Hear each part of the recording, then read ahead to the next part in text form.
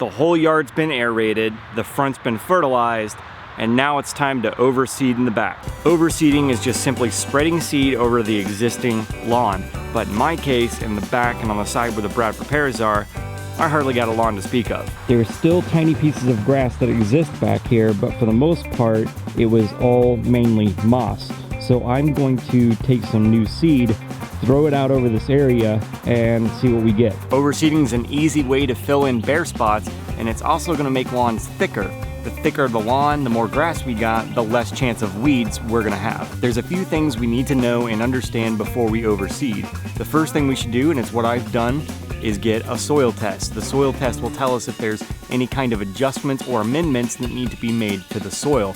In my case, the back and on the side, I had a ton of moss, so it was pretty acidic, and I needed to put down an application of lime to help try and balance that pH out. You need to pick a seed that'll match the conditions where you plan on putting it down. In my case, in the back and on the side, I have tons of shade. So I picked a dense shade tall fescue mix for those reasons. As far as the timing of overseeding, for cool season lawns, you want to overseed in the late summer or early fall, and you can overseed again in the spring if needed. For warm season lawns, you should overseed in late spring. The other thing we want to do, and it's what we did for the front when we aerated and fertilized, is we want to scalp the yard down. That way we make sure the seed gets all the way down to the soil level.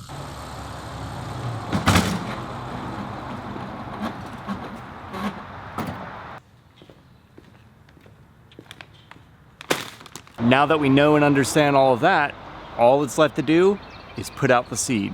I went over this before when we talked about fertilizer, but every fertilizer bag and grass seed bag is going to have a chart like this one that tells you the spreader settings you need to apply the product. For this one, it tells you both for overseeding and if you're throwing out seed for a brand new lawn. But because we're doing overseeding, we'll just use that column and we'll match our spreader according to what it says here. Also consider this when you're choosing a grass seed. I went with a dense shade tall fescue mix. And what I mean by mix is it's got 4 different species of fescue in it. And the reason I want to do that is I don't know if one particular species of the fescue will thrive in the backyard and on the side versus another. So by putting out a mix, I have a better chance of establishing the fescue back there, and it'll help fight off disease and prevent that from setting in as well. So again, how you calibrate your spreader, you read the product bag, it'll tell you what you need for that particular product, and you just simply come back here to the dial and set it accordingly.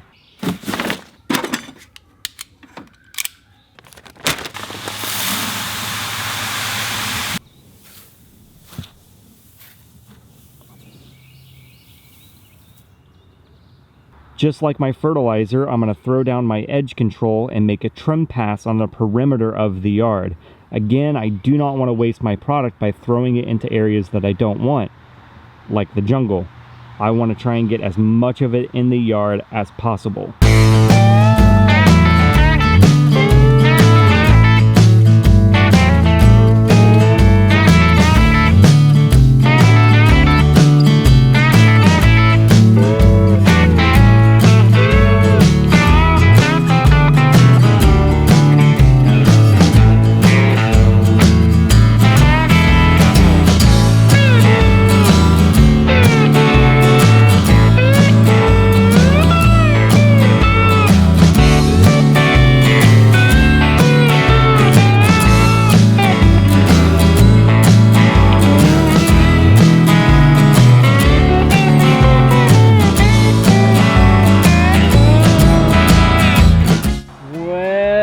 Hopefully now, I'll get some grass to grow back here. Time will tell. As far as watering the new seed is concerned, you want to make it light and frequent. Like I stated in the aerating and fertilizing video, I've got rain forecasted for the next 2 days. So I'm gonna let Mother Nature water in my fertilizer and my grass seed in for me because I did all 3 at the same time. Now the rain I'm going to be getting, it's gonna be a light rain. I'm not gonna have a torrential downpour, because if I get that, it's gonna wash all of my product out of the yard and I'm back to square one. So if you are gonna rely on rain to water it in for you, you need to make sure it's gonna be light and nothing heavy that washes your seed and fertilizer out of the yard. Another thing to keep in mind when overseeding, keep the mowing to a minimal.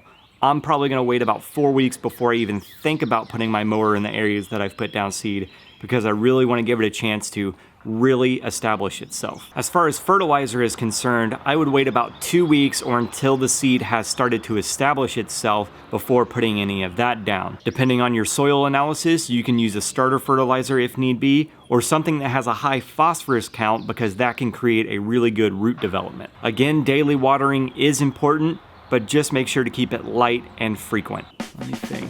Yeah, I think that's it. That's overseeding in a nutshell. If you have any other questions, you know what you can do. You can email our customer service staff, pick up the phone and give them a call, or you can leave them in the comments section below of this video. So now hopefully I'll get some grass to grow in those areas where I ripped out all of the moss. Time will tell.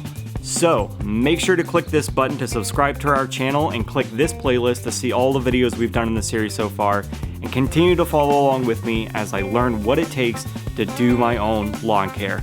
And as always, thanks for watching.